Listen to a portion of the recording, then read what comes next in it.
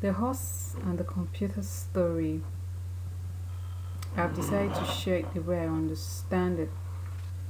The horse and the computer story is an experience I had during the lockdown, the pandemic that is still ongoing, and the mind shift. It's obviously here, whether we want to change or not. The shift is already forced on everybody, and we have a responsibility to move with it. The pandemic has forced it on everyone. It was coming gradually, but the pandemic has made it so obvious. So the introduction, basically, like I already mentioned, it's very simple. I had the opportunity of coming across the information that Coursera was um, offering free courses for people during the lockdown. I had come across Coursera, but I hadn't really paid so much attention. But this time, I had to jump into it with everything I've got, and gratefully, it's not a decision that I regret at all. I'm so grateful that I took the bold step, and I want to use this medium to say thank you, Coursera. Thank you, thank you. You may not really have understand the import of what you've done, but you helped a lot of people cope with the lockdown. So I got the information through Mr. Ayo Arowolo, and is an editor of this day newspaper. And the first course I had the privilege of coming across was the mind shift. In that course, you were taught to learn how you learn, and develop skills that we'll talk about in this course. I'll do a summary of it in this course, basically. But what stood out for me that informed the topic of this discourse, this little presentation, it's the horse. How important the horse was before the advent of the automobile, the communication age, and the information age. However, what age we are in right now, the virtual age, that's the age we've entered into right now. So you see the trend. So what's the horse and the computer story? Like I was already explaining, it's very simple. The horse before this 6,000 years ago was eaten, was food, like the buffaloes, the antelopes, and all that. But sometimes in 6,000 years ago, it was discovered that the horse was a very strong animal, fast, dogged, and had a strong hinds and all that. So the horse could be reading instead of eating. So there was a dramatic shift, and the horse became more important to a lot of people. It became just more than food. It became a means of transportation. It became a means where you can use the horse to plow your land. Commercial farming gradually started to take place instead of subsistence farming, where you had to clear with your hands and all that. So most empires, most people started to embrace the horse. So we had the Mughal Empire, basically, who built their wealth around their ability to master the horse, or the horse boundary. Everything they did was around the horse, basically. So it's usually, or it's commonly said, that a Mongol who could not ride a horse is like a bird without a wings. You understand? We also had the natives of the Comanche who had control of large expanse of land around the Texas area of the United States of America, Oklahoma. Then you have the Colorado and other areas, because of their simple mastery of the horse. They knew how to use the horse as a shield when fighting wars. So they became really, really great because they understood what the horse was all about. So in the 1700, myriads of jobs were created around the horse. Everything was centered basically around the horse. So if you had a blacksmith who had to fashion the horseshoes, the fashion stirrups and the bits for the horse, then the horse became so high in demand that jobs were created around it. You had the plowmen, you had those who could use it as a wagon or a cart and all that. Then you have those who had to drive the horse. And you had the headers, you had those who had to, like I already mentioned, had to use the horse to plow the field. So even if you were not really, really, really, really handling the horse directly, indirectly, you needed to know how to earn from the horse if you really, really if you really wanted at that time to make a good living. So whether you were a king, whether you were a prince, whether you were a missionary, whether you were a minister, like I already mentioned, whether you're a merchant, you needed to build things around the horse. You needed to understand how the horse worked.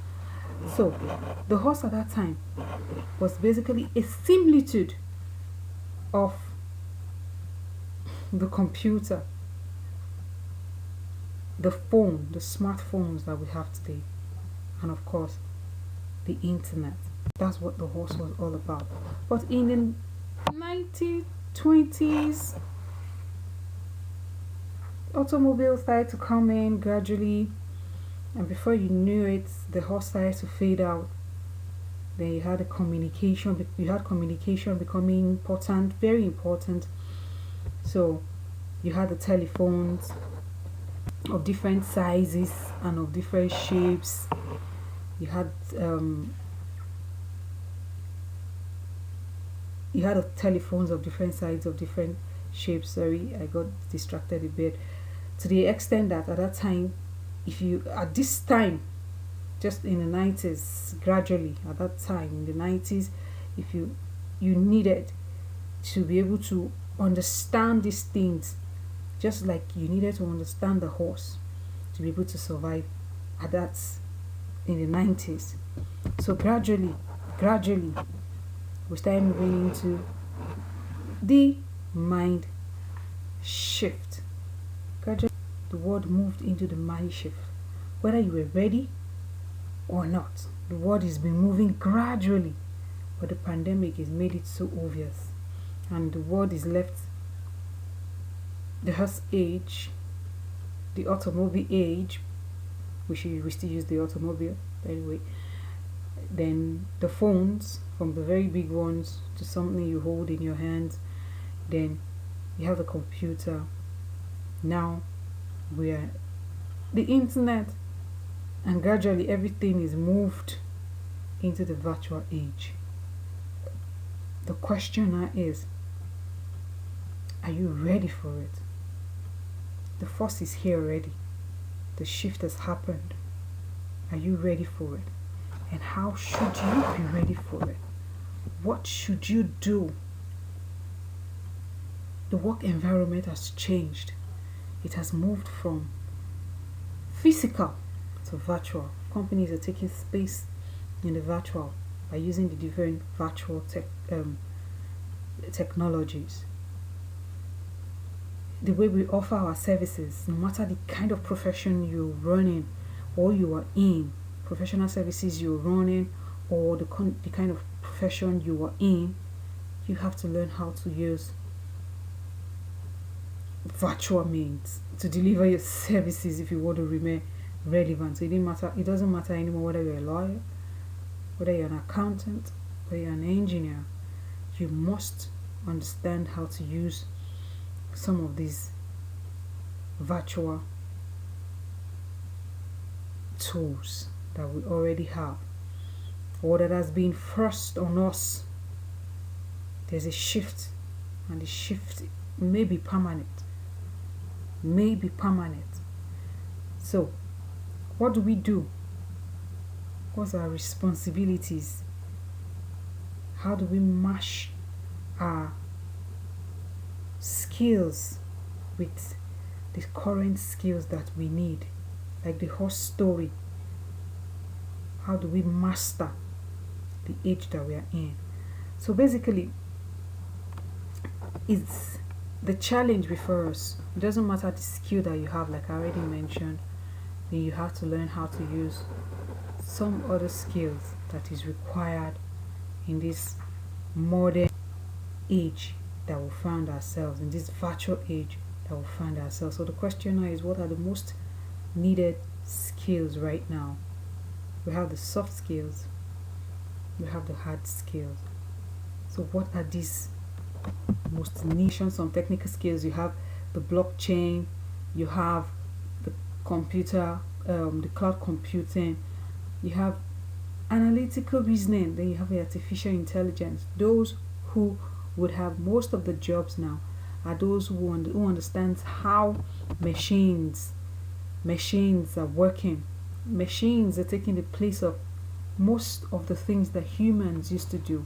So those who can fix those machines, those who know how the machine work, those who can interact with the machines effectively, are those who will be able to retain some of these very, very important jobs. Then you have business analysis, you have affiliate marketing, you have sales, you have video production.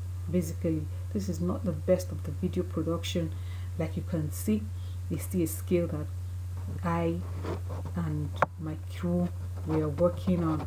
Basically, the challenge here for us, it's to encourage us to match our technical skill with our soft sell skill, or yeah, the soft sell skill. So it basically, all you know, it's how to talk, you're a public speaker and all that.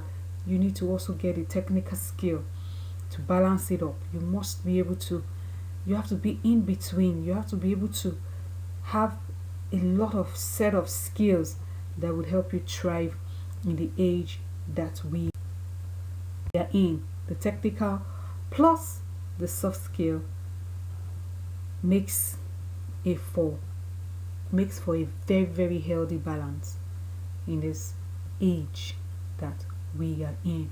So to quickly summarize, we already talked about having the soft skills, then having the hard skills helps for easy sell. So hard sell needs soft skill. If you need to sell, we talked about marketing, remember, you need soft skills. You need to be able to communicate your products and all that. So if you already have soft skills, a lot of it, then you need to learn how to sell really hard too, so that there is a balance. So my encouragement for us today is that to sell hard, you need soft skills. I would push that a bit. So hard sell or hard skills need soft skill. Soft skills needs hard skills. So we've got to create a balance in all that we do. So here's, start learning. Don't stop learning. We talked about street smartness. Smartness is something that you can get by always interacting with people. If you make a mistake, if you think you didn't interact well, you can always correct it. All the skills, you have to keep improving. You have to keep improving in them and getting better at it. So start learning. I urge you today to visit Coursera. Go to Coursera, learn from it. There's so much you can learn from. Thank you for listening. Thank you.